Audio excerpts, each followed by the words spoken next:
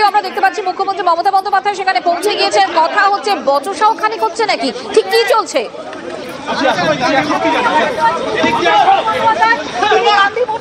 তিনি এখানে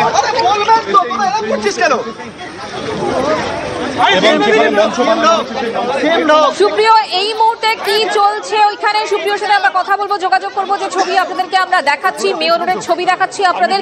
তৃণমূলের ভাষা আন্দোলন মঞ্চ, সেই মঞ্চ খুলে দিয়েছে সেনা।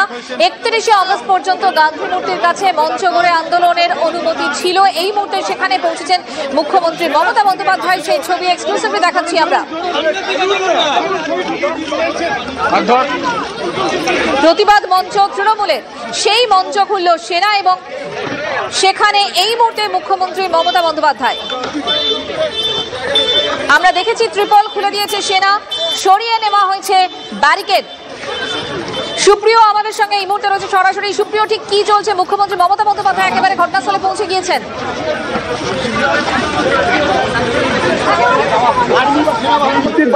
পৌঁছে গেছেন এবং আমরা যেটা দেখলাম যে মুখ্যমন্ত্রী পৌঁছানোর ঠিক কিছু সময় আগে কিন্তু সেনাবাহিনীর যে জওয়ানরা এখানে এই মঞ্চ খোলার কাজ করছিলেন, হাতে হাত মিলিয়ে তারা কিন্তু এখান থেকে বেরিয়ে গেলেন এবং সেনাবাহিনীর জওয়ানরা খোলার কাজ করছিলেন, হাতে হাত মিলিয়ে তারা কিন্তু এখান থেকে বেরিয়ে গেলেন এবং সেনাবাহিনীর জওয়ানরা বেরিয়ে যাওয়ার একেবারে মুহূর্তেই কিন্তু মমতা বন্দ্যোপাধ্যায় মুখ্যমন্ত্রী তিনি এসে এখানে পৌঁছে যান এবং এই মুহূর্তে ডিসি সাউথ থেকে শুরু করে বৈষ্ণব চট্টোপাধ্যায় সহ অন্যান্য যারা রয়েছেন তাদের সঙ্গে মুখ্যমন্ত্রী কথা বলছেন এবং মূলত সেনাবাহিনীর তরফ থেকে যেটা দাবি করা হচ্ছে, এই মঞ্চের জন্য, এই যে অনুষ্ঠান ভাষা আন্দোলনের যে কর্মসূচি, সেই কর্মসূচির জন্য যে অনুমতি নেওয়া হয়েছিল, সেই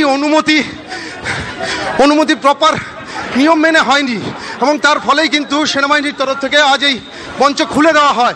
আমরা দেখলাম যে বেলা 3টে নাগাদ আচমকায় বেশ কিছু সেনাবাহিনীর জওয়ান যারা ফোর্ট উইলিয়াম থেকে আসেন, সেনাবাহিনীর উচ্চপদস্থ আধিকারিকরা ছিলেন, তারা একসঙ্গে এসে তারা এখানে কিন্তু এই মঞ্চ খোলার কাজ শুরু করেন। মঞ্চের যে ত্রিপল থেকে শুরু করে বাঁশ বা অন্যান্য যে কাঠামো রয়েছে সব কিছু খুলে ফেলতে তৎপর হয় এবং সেই খবর পাওয়ার পরেই কিন্তু খোদ মুখ্যমন্ত্রী মমতা বন্দ্যোপাধ্যায় তিনি নিজে ছুটে আসেন। আমরা দেখতে পাচ্ছি মমতা বন্দ্যোপাধ্যায় তিনি এই মুহূর্তে একেবারে যে মঞ্চ খুলে ফেলা হচ্ছিল গান্ধী মূর্তির পদদেশে, সেখানে তিনি দাঁড়িয়ে রয়েছেন।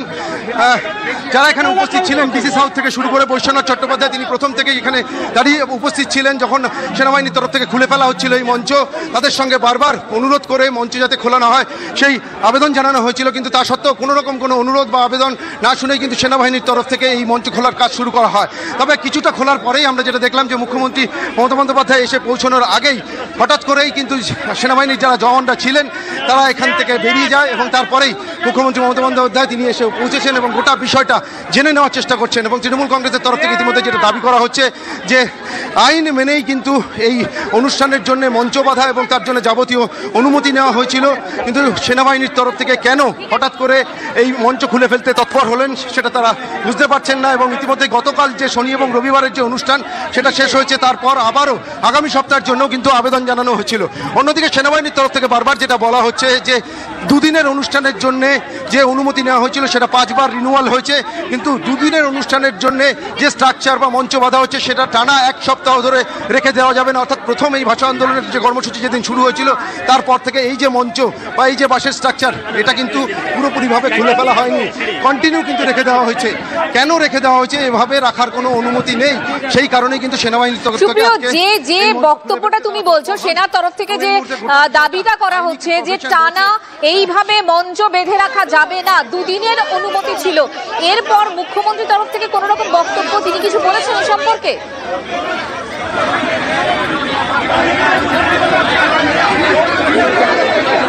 দেখো, সবেমাত্র মুখ্যমন্ত্রী মমতা বন্দ্যোপাধ্যায় তিনি এসে পৌঁছেছেন। আমি যেটা বললাম যে বৈষ্ণব চট্টোপাধ্যায়কে তুমি নিজেও দেখেছেন, তিনি প্রথম থেকেই উপস্থিত রয়েছেন, খবর পেয়ে এসে পৌঁছেছিলেন।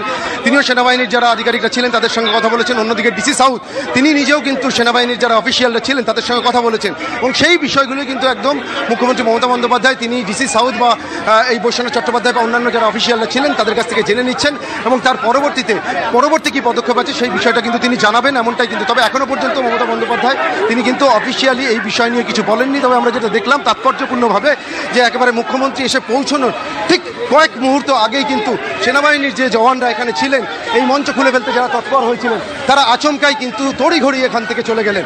আমরা দেখতে পাচ্ছি শুধুমাত্র মমতা বন্দ্যোপাধ্যায় ইতিমধ্যেই অরূপ বিশ্বাস থেকে শুরু করে অন্যান্য তৃণমূল নেতৃত্ব তারাও এসে পৌঁছতে শুরু করেছেন। লালবাজারের একাধিক উচ্চপদস্থ আধিকারিক অ্যাডিশনাল সিপি পদমর্যাদার অফিসার তারাও এসে পৌঁছে গেছেন। অন্যদিকে মুখ্যমন্ত্রী মমতা বন্দ্যোপাধ্যায় এই ভাষা আন্দোলনের যে মঞ্চ খুলে ফেলতে তৎপর হয়েছিল সেনাবাহিনীর জওয়ানরা সেই মঞ্চের উপরে